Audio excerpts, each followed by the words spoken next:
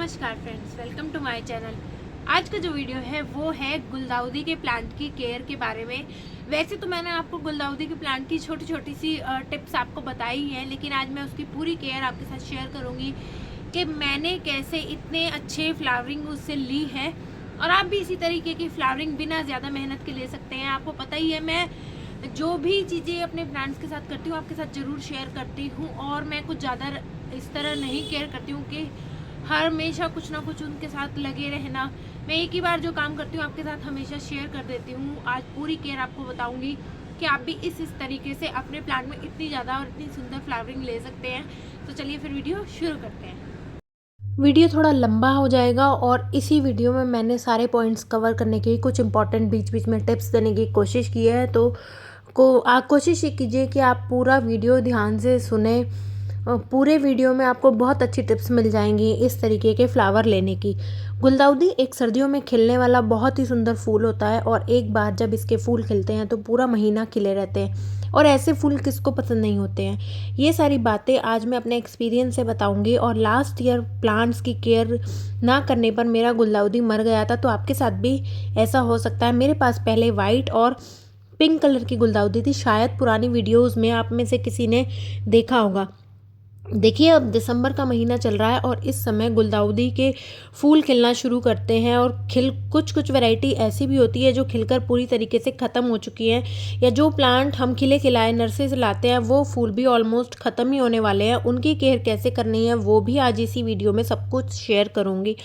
अब दिसंबर में आप इसे बीज से तो नहीं ग्रो कर सकते हैं, हाँ कटिंग लगा सकते हैं, लेकिन कटिंग वाला प्लांट इतना बुशी नहीं होगा और उसमें फ्लावरिंग भी देर से होगी। और जब तक मौसम में गर्माहट आ जाएगी तो फूल ज़्यादा दिन टिका नहीं रहेगा और आपको फूल की क्वालिटी भी उतनी अच्छी नहीं मिलेगी। हाँ, अगर आपको कहीं से कटिंग मिल जाती है कुछ अलग ही वेराइटी की, तो आप जैसे ये ग्रीन वाली वेराइटी आप देख रहे हैं, आप लाकर उसे पॉट में लगा लें और नेक्स्ट सीज़न के लिए उसे बचा कर रखें, ताकि नेक्स्ट ईयर आप उससे बहुत सारे फ्लावर ले सकें। ये जो है एक परमानेंट प्लांट होता है, सालों साल आपके गार्डन में बना रहता है। आपको बस इसे गर्मियों की तेज़ धूप और बरसात में ओवर वाटरिंग से बचाना है। तो आपको इसकी कटिंग जुलाई अगस्त 15 तक लगा लेनी चाहिए। कटिंग कैसे लगानी है उस वीडियो का लिंक मैं डिस्क्रिप्शन में डाल दूँगी, आप चाहें तो वहाँ पर क्लिक करके देख सकते हैं। फिर कटिंग लगाने के बाद आप उसे ऐसे ही छोड़ दीजिए। आधी मिट्टी आधा रेत में आप कटिंग लगा दीजिए, उसमें कोई भी खाद ना दें। ये प्लांट मैं खिले खिलाए लाई थी, इनके फूल ऑलमोस्ट ख़त्म ही होने वाले हैं। और ये वाला प्लांट वाइट वाला प्लांट है, इसके फूल ख़त्म हो गए हैं। इनको भी मैं आज कट करके दिखाऊंगी। और जब आपकी कटिंग जो होती है वो कुछ नई ग्रोथ दिखाने लगे तो समझ जाए कि कटिंग में रूटिंग स्टार्ट हो गई है। तो आप उसमें NPK 19-19-19 फर्टिलाइज़र दे सकते हैं।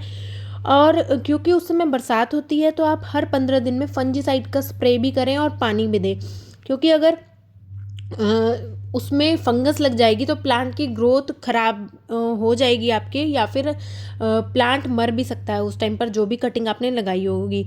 और जब आपकी कटिंग 6-7 इंच की हो जाती है तो आप इसमें पहली बार पिंचिंग कर दें। इस समय जब वो टाइम होता है बरसात वाला, तो आप प्लांट को सुबह की 3 से 4 घंटे की धूप में ही रखें, क्योंकि बरसात के बाद जो धूप निकलती है वो बहुत ही तेज़ होती है।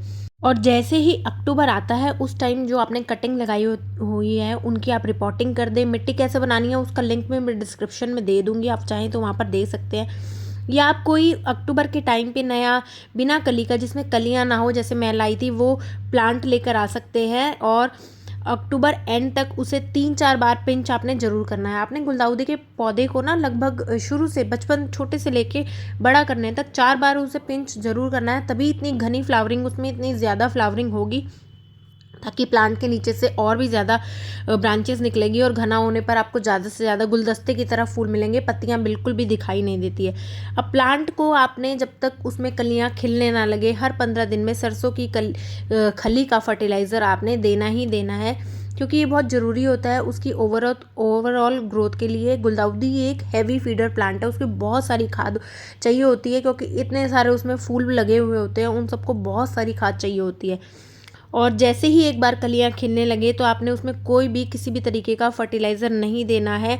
उससे होगा क्या, कलियां या तो पूरी तरह आपकी खिलेंगी नहीं, या फूल जल्दी ही खिलकर ख़त्म हो जाएंगे, या फिर जल भी सकते हैं, वो ऊपर से ब्लैक ब्लैक पड़ जाते हैं।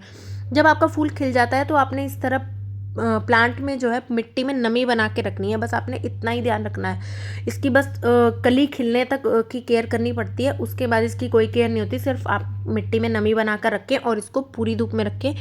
इस प्लांट को खिलने के लिए या चलाने के लिए कम से कम 6 घंटे की धूप ज़रूर होती है। अगर आपके यहाँ धूप नहीं आती है तो आप इस प्लांट को ना लगाएं। और इसके फूल इतने हैवी होते हैं कि आप इसको किसी लकड़ी की मदद से बांध भी सकते हैं। अब देखिए, मैं आपको ये प्लांट कट करके दिखा रही हूँ। इसके फूल ऑलमोस्ट ख़त्म हो चुके हैं और इस टाइम पर जो है ये अच्छे भी नहीं दिखेंगे, तो मैं इसको आधा आधा कट कर दूँगी और इसमें वीडियो बनाने के बाद मैं इसमें वर्मी कंपोस्ट दे दूँगी। और अभी तो मैं इसमें NPK 19-19-19 का स्प्रे करूँगी पूरा अच्छे से। तो आप भी, अगर आपके खिले खिलाए फूल आप लाए हैं और वो ख़त्म हो चुके हैं, तो आप भी इस टाइम पर काट सकते हैं। हो सकता है उनमें दूसरी बार फ्लावरिंग हो जाए।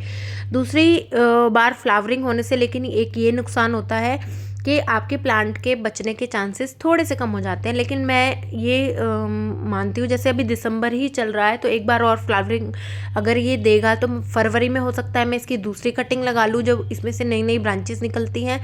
ये NPK 19-19 का पानी है, इस तरीके से मैं इसमें दे दूँगी या फिर इसी को बचा लूँगी, क्योंकि अभी इतनी भी गर्मियाँ नहीं हुई। बाकी जो गुलदाउदी है, जैसे मेरे बड़े वाले गुलदाउदी हैं, उनको जब जनवरी एंड में उनको अगर मैं इस तरीके से काट के दोबारा फ्लावरिंग लेने की कोशिश करूँगी, तब उसकी फ्लावरिंग में टाइम लग जाएगा और फिर उस टाइम पे प्लांट के मरने के ज़्यादा चांसेस बढ़ जाएंगे। तो अभी के टाइम पे तो कोई दिक्कत नहीं है। इसी तरीके से मैं, ये मेरा ग्रीन वाला गुलदाउदी है पॉम्पम वेराइटी, इसको भी मैं पूरा नीचे से आधा कट कर दूंगी। और इसकी एक ब्रांच मुझसे टूट गई थी, मैंने इसमें लगा तो दी है, देखिए वो ख़राब भी नहीं हुई है और उसमें कोई नई ग्रोथ भी नहीं हुई है। इसका मतलब वो अंदर ही अंदर शायद ग्रो कर रही होगी। तो आप भी इस तरीके से अभी काट दें जो भी फूल आपके ख़राब हो गए हैं। और ये काटने के बाद आपने उसमें खाद ज़रूर देनी है।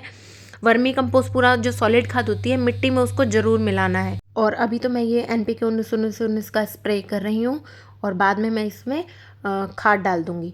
तो अब बात करते हैं कि इनमें जो आने वाली कॉमन प्रॉब्लम के बारे में।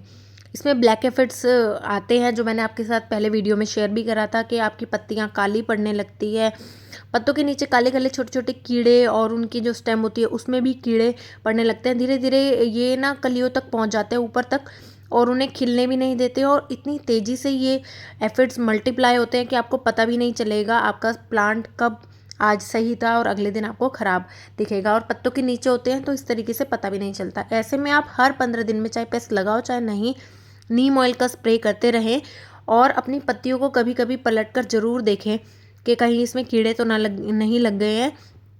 और फूलों पर या कलियों पर आपने स्प्रे नहीं करना है। प्लांट को लेटाकर, जैसे मैंने उस वीडियो में बताया हुआ है, आप उस तरीके से पानी से भी धोएंगे तब भी वो जो है एफिड्स हट जाएंगे। और आपके पास अगर ज़्यादा ही प्लांट है, बहुत ज़्यादा प्लांट है, तो आप पहले से ही ध्यान रखें, हर 15 दिन में उसको स्प्रे करते रहें। दूसरी एक पहले मैं पॉट की बात आपके साथ कर लेती हूँ। ये वाला जो प्लांट देख रहे हैं, इनको भी मैं थोड़े दिनों बाद काट दूंगी। पॉट की बात कर लेती हूँ। वैसे तो ये छोटे छोटे पॉट में भी बहुत अच्छे से ग्रो कर जाते हैं। ये जो बाज़ार से लाए हुए हैं केवल 6 इंच के पॉट में लगे हुए प्लांट है और ये उसमें अच्छी फ्लावरिंग कर रहे हैं। लेकिन मुझे तो पूरा बुशी प्लांट चाहिए होता है। तो आप कोशिश करें जब भी आप प्लांट को लगाएं, कम से कम 12 या 10 इंच के पॉट में ज़रूर लगाएं। और अगर आपके पास इतनी जगह नहीं है तो आप इसको 8 इंच के पॉट में भी ज़रूर मतलब 8 इंच के पॉट में भी लगा सकते हैं। और मतलब नेक्स्ट सीज़न में मैं इनको सभी को 10 से 12 इंच के पॉट में लगाऊंगी, जैसे मेरे बड़े वाले लगे हुए हैं।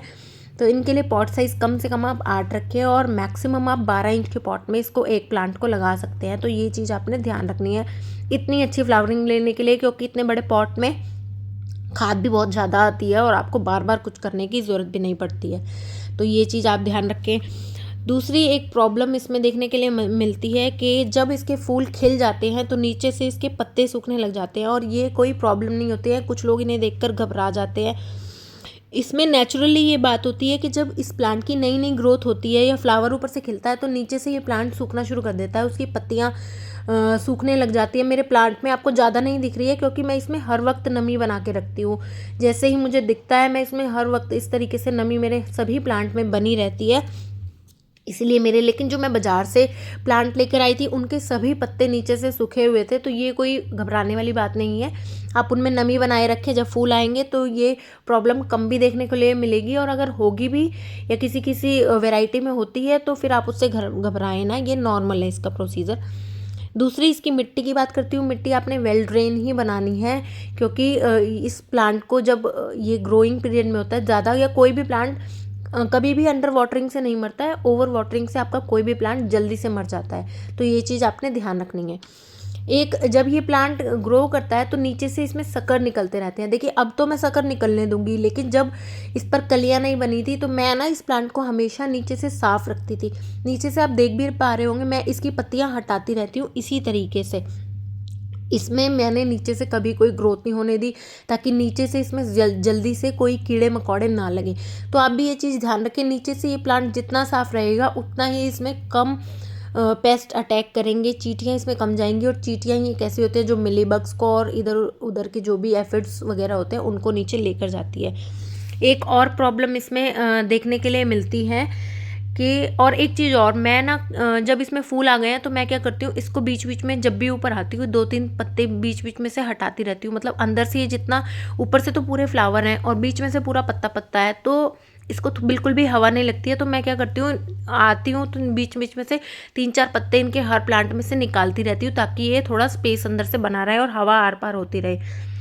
और नेक्स्ट चीज़ है कि इसमें कई बार इस तरीके से आपके पत्ते शुरू में पीले पीले देखने के लिए मिलते हैं। जब ये एक फंगस होता है जिसको ब्लैक स्पॉट के नाम से हम बोलते हैं। पहले इसमें पत्ते पीले पड़ते हैं, फिर ब्लैक हो जाते हैं, फिर ब्राउन हो जाते हैं। इससे आपके प्लांट की ग्रोथ भी रुक सकती है, क्योंकि पत्ते ही फोटोसिंथेसिस बनाने का काम करते हैं, और यानी हमारे प्लांट के लिए खाना बनाने का। तो आपने ये चीज़ का स्टार्टिंग में ध्यान रखना है, या बाद में भी।